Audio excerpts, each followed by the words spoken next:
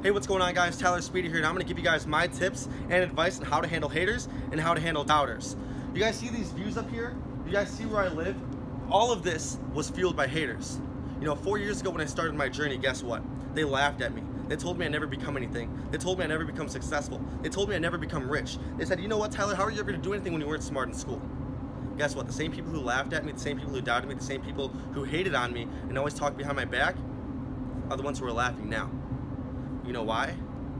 Because they're laughing in disbelief that I even got to this level. You guys got to weed out your friends, you got to weed out the family members, you got to weed out the people who aren't going to support you. I want you guys to think about this. I want you guys to think about your circle. It could be friends, it could be family, it could be mentors as well. I want you guys to think about, if I was to start a business today, or if I was going to start a new journey, a new venture, I was going to start something brand new, and it's going to have a lot of level of accomplishment. Are they going to laugh at me? Are they going to doubt me? Are they going to talk about me behind my back? If any of those people that you think of right now will laugh at you, doubt you, or talk behind your back, or have some kind of negativity based off what you're doing and won't clap for you, you need to get them out of your life right now. There's no reason that you should have people in your circle that you're doubting already. Because guess what? 9 times out of 10, you already know those people are going to doubt. It's crazy because some of my best friends that I grew up with, these same people I thought were close to me. I thought these people would, clap for me. I thought these people would be there for me. But guess what? When I started becoming, more significant, I started growing bigger, and I started making more money, I started making more moves, started acquiring a lot of really nice things. Guess what? They were hating on me, they were talking about me behind my back that entire time throughout the journey, but now everybody wants to be my friend. It's so crazy. Everybody wants to see you do good, but they don't want to see you do better than them. Always remember that. Everybody wants to see you do good, but they don't want to see you do better than them. Haters are always going to whisper, your success, and always announce your failures. It's so true. I'm gonna give you guys a story. So I was at a family reunion once, and I told one of my family members, like, you know what? I'm gonna retire by 25. You want to know what they told me? It was so crazy. They said, how are you gonna retire by 25?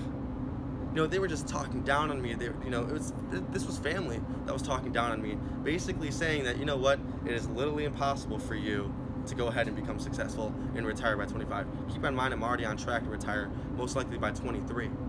But if I would have took what they said and I would have took it to heart, I probably wouldn't be sitting here right now. Every single thing a hater says about you, every single thing, especially on social media, they're gonna go talk about you, they're gonna go slanderize you, they're gonna go defame you. Anytime a hater talks shit about you, you need to use that as motivation. Because guess what? When you guys start the journey to success, you have to look back on how many people want to see you fail, and you gotta prove all of them wrong. Because if you don't make it, and you fail and you give up, guess what? You're just feeding into them. You need to take that negativity and turn it into positivity. When I started this journey as well, and I started making it to the top, some of your biggest haters are going to be from your hometown. I come from a small town of like 13,000 people. The people here, a majority of them, they like to hate. They don't like to see people win. Not many people literally leave this county, leave this town. They pretty much all come back.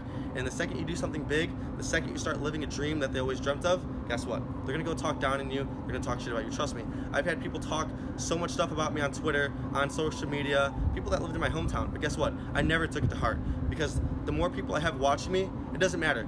If they're saying good things or if they're saying bad things about me, it's still publicity. So I would put myself in these situations for people to talk about me. Why? Because I wanted to see more people. I wanted more people to see what I'm on. It's super important that you understand how to leverage everything. Now, for all my haters from my hometown that are watching this, you probably already know my game plan from that, but I put myself in situations. So you guys got to figure out how to put yourself in situations to get people talking about you. Now, sometimes it's a little scary waking up to public statements about you, about your private life, about what you're doing. And trust me, I have it all the time. I'm to the point where I have so many haters, they will literally wait outside my place. Or if I'm in public and I'm Snapchatting that I'm at the Grove, or I'm Snapchatting I'm in Beverly Hills, or Instagramming that I'm in Beverly Hills, guess what? A hater's gonna show up. There's been so many times where I was in public and haters would look for me. But guess what? What do they really have? Haters are literally this. They're 3 things: broke, lonely, or bored.